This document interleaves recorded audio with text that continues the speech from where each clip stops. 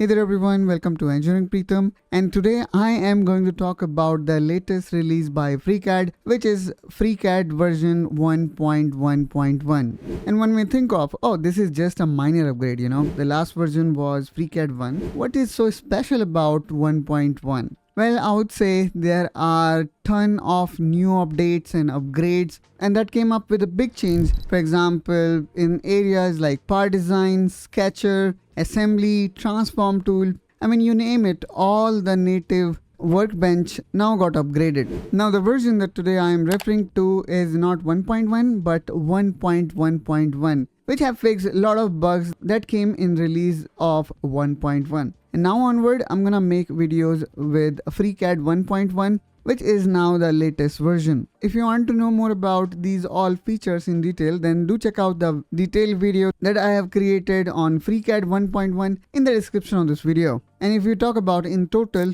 there are about 47 user-facing features were being added in FreeCAD 1.1. Alright, now here we can simply download it by going here in download page and then choosing which OS you are using. And this is what again great thing about FreeCAD is it not only limit itself with Windows, but it also have announced it for macOS as well as Linux. Now in order to download, simply you need to click on this x86_64 installer, and then there is a portable version also available. And there you go, we have successfully downloaded it. Now let me make double click on it.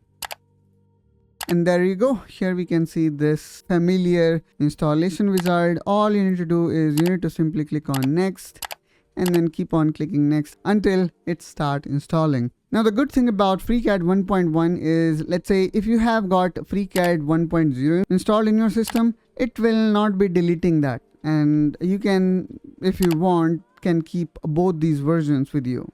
If you want to uninstall the previous version, simply click here on menu button, settings, and then you can go to apps, and meanwhile this install, I can uninstall the previous version. All I need to do is I need to search for FreeCAD, and this was my previous version which I am going to uninstall. So let's install this version and then we'll be installing this old version. Now let's click here on finish. And now here I can see both of these versions installed.